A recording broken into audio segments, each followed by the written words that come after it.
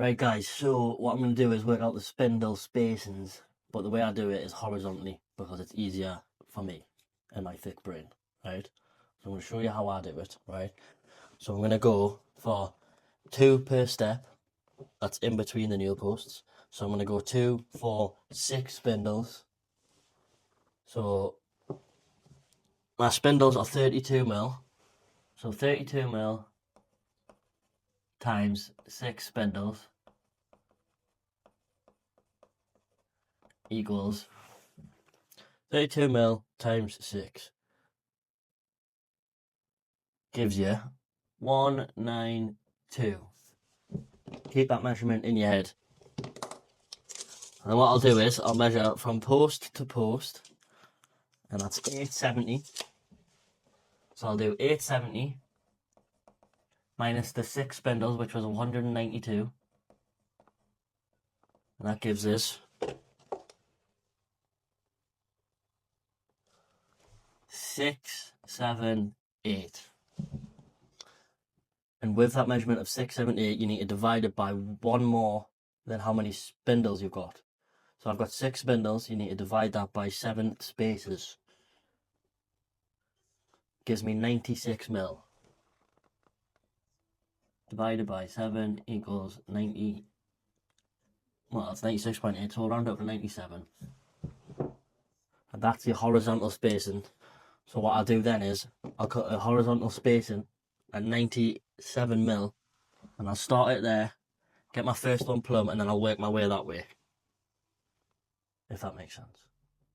And then afterwards, I'll mark my first spacer on the rake of the stairs with the pencil, and then that's how you know exactly how big they are.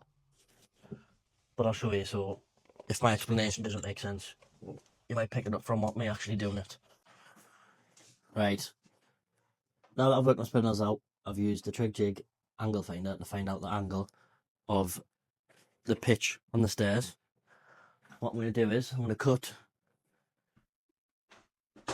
this slightly longer than what it needs to be, but with a 41-degree angle on, because that's the pitch of the stairs.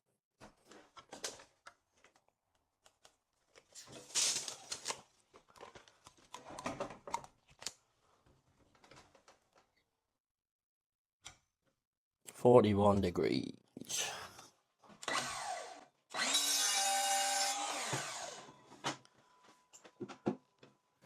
And I'll take you with us to show you how I actually cut it. Nothing overcomplicated is the way I do things. I'll just put them in place and mark it. It's easy. So as I was saying, I've cut it long, right? And then using the stairs, I'll just push my 41-degree angle up till it's touching tight there. And I'll just mark the back tight up against the nail post. And then on the chop saw, I'll try and keep the pencil line on, so you'll see it there. And that's the length of your base rail. Nothing complicated there.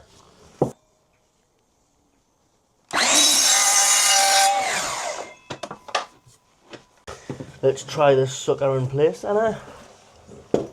Put my money where my mouth is.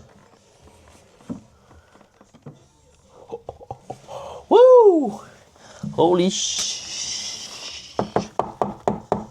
Right. Quite nice, this prime stuff, like it's actually from Howden's.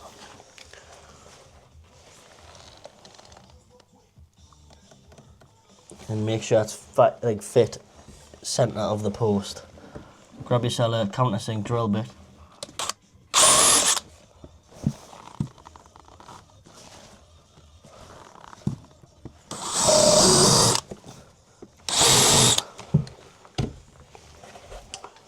The reason I'm countersinking them is so that when you put these filler pieces in and your spindles in, there's not going to be anything pushing them up.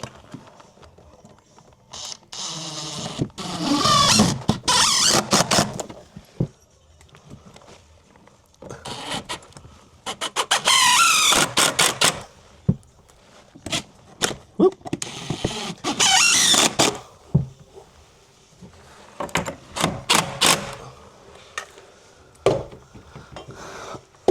Right, that's lovely, that is. So what you want to do now is get your spindles in.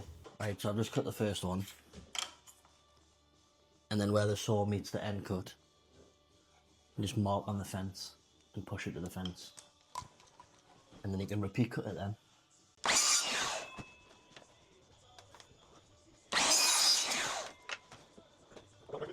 Alright, this one, like, get up.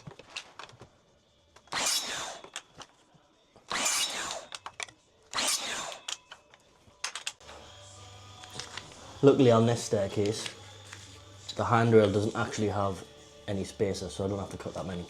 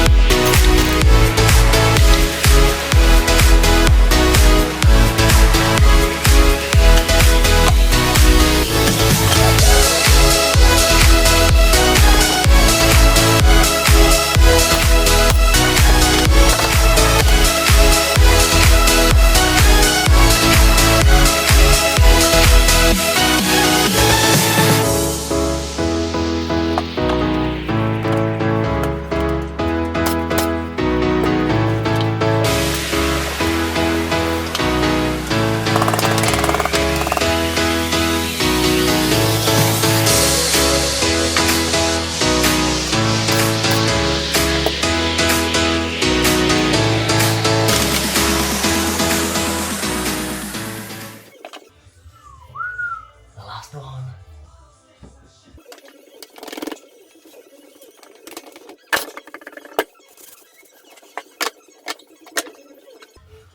Right, that's worked out perfect. So if you're listening, that technique will get you through any set of stairs. And that, guys, is how I work out my spindles. So if you've enjoyed and learned something from this video, like, subscribe, leave a comment. See you in the next one, baby.